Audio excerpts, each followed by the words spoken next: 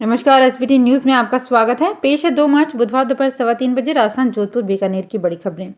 Kota coaching hub के लिए कोटा जिला प्रशासन स्टूडेंट्स के हितों के लिए कोचिंग फीस रेगुलेट करने की तैयारी कर रहा है। कोचिंग संस्थानों और हॉस्टल्स के लिए नई गाइडलाइन पर जिला प्रशासन काम कर रहा है।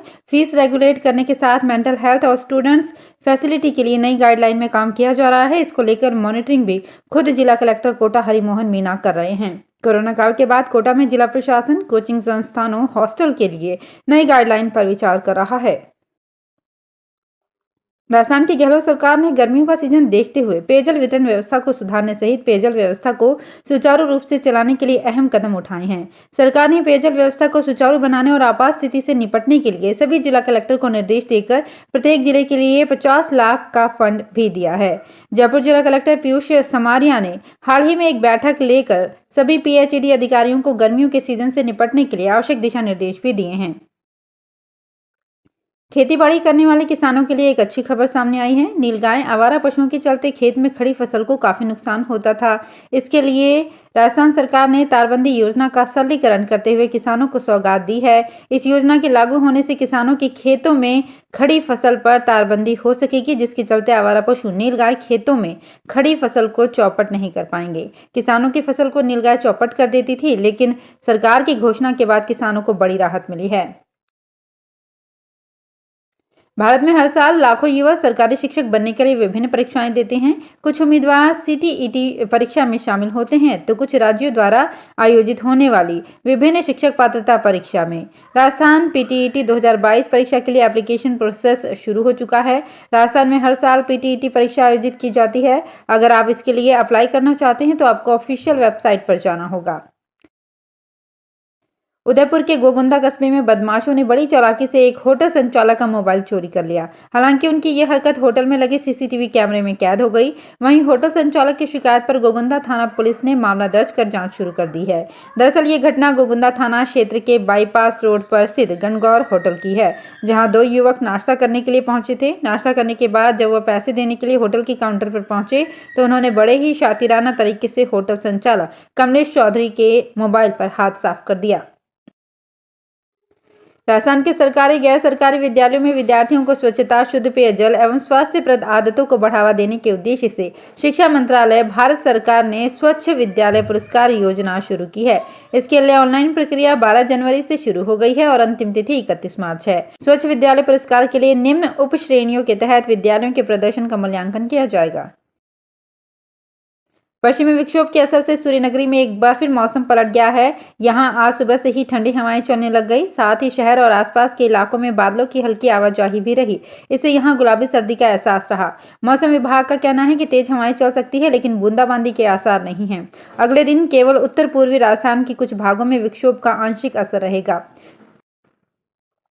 बीकानेर में बुधवार सुबह ठीक 9 बजे तेज धमाका हुआ। बीकानेर शहर से नाल गांव तक धमाका इतना जबरदस्त था कि घरों में लगे खिड़की और दरवाजों में कंपन हुआ। माना जा रहा है कि फाइटर प्लेन का सुपरसोनिक धमाका था, जो आमतौर पर फाइटर प्लेन के अभ्यास के दौरान हवा के दबाव के चलते होता है। कहीं से भी किसी भी तरह की अनहोनी की कोई खबर नहीं है। 2 टुकड़े में हुए इस धमाके के बाद बड़ी संख्या में लोग घरों की छत पर पहुंच गए। आशंका थी कि कहीं आसपास कोई दीवार तो नहीं गिर गई। कोरोना संक्रमण के प्रसार को रोकने के लिए कोविड वैक्सीन लगाने के प्रति लोगों में उत्साह रहे, इसके लिए जोधपुर सीएमएचओ ने नवाचार किया है। आरसीएचओ डॉक्टर कौशल दवे ने बताया कि जोधपुर में कोरोना टीकाकरण करवाने वालों को लकी ड्रॉ से cycle, smart watch, water bottle, school bag आदि इनाम दिए जाएंगे। ये योजना 30 मार्च तक जो भी लाभार्थी अपना पहला अथवा दूसरा टीका लगवाने पहुंचेंगे उनके लिए होगी। 12वीं के 4 लाख अभ्यर्थियों की प्रैक्टिकल परीक्षाएं 28 फरवरी को समाप्त हो चुकी हैं। 24 मार्च से बोर्ड की वार्षिक परीक्षाएं हैं, लेकिन संस्था प्रधान वार्षिक परीक्षा की तैयारी को छोड़ वार्षिकोत्सव मनाने में व्यस्त है। दरअसल 31 मार्च को बजट लैप्स हो जाएगा, इसलिए राजस्थान स्कूल शिक्षा परिषद ने 15 मार्च से पहले वार्षिकोत्सव मनाने के निर्देश जारी कर दिए हैं। उधर 10वीं बोर्ड के एग्जाम 31 मार्च से हैं, वहीं होम एग्जाम अप्रैल में प्रस्तावित है। लघु उद्योग भारती जोधपुर प्रांत द्वारा जीएसटी पर कार्यशाला व कार्यकारिणी बैठक का आयोजन किया गया। कार्यशाला में विषय विशेषज्ञ सीए अर्पित हल्दिया द्वारा जीएसटी में आए महत्वपूर्ण बदलावों एवं संभावित समस्याओं पर जानकारी व मार्गदर्शन दिया गया। सीए अर्पित हल्दिया ने उद्यमियों को जीएसटी में आए नई बदलाव, इनकम टैक्स क्रेडिट, रिटर्न संबंधी समस्याओं, मिसमैच इत्यादि के बारे में विस्तार से जानकारी दी।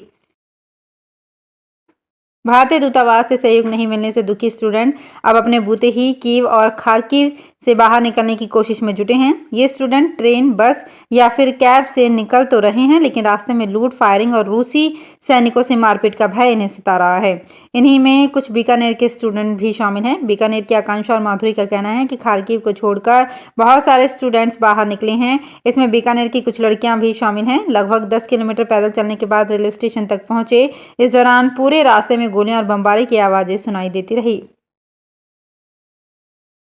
राजस्थान के सरकारी विद्यालयों में जन सहभागिता बढ़ाने और प्रतिभाओं को प्रोत्साहित करने के लिए चयनित राजकीय विद्यालयों में मार्च के द्वितीय सप्ताह में वार्षिकोत्सव एवं पुरस्कार वितरण समारोह होंगे। अब कोविड-19 संक्रमण कम होने के चलते राजस्थान स्कूल शिक्षा परिषद ने प्रदेश के सभी चिन्हित विद्यालयों के लिए निर्देश जारी किए हैं। आयोजन के लिए माध्यमिक सेटअप के चयनित विद्यालय को 10 तथा प्रारंभिक सेटअप के विद्यालय को 5-5 हजार रुपए के बजट के प्रावधान तय किए गए हैं।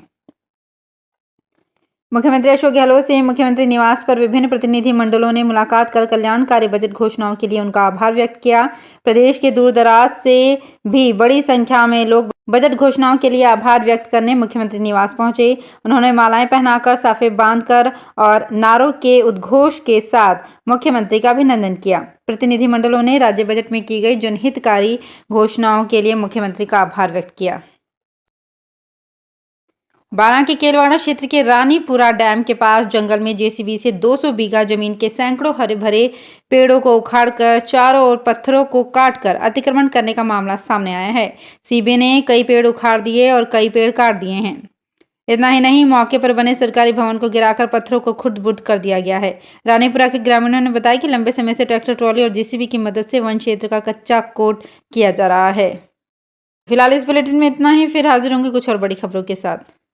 एसबीटी न्यूज़ के और भी वीडियोस को देखने के लिए हमारे चैनल को सब्सक्राइब करें और नोटिफिकेशन पाने के लिए बेल आइकन को प्रेस करें।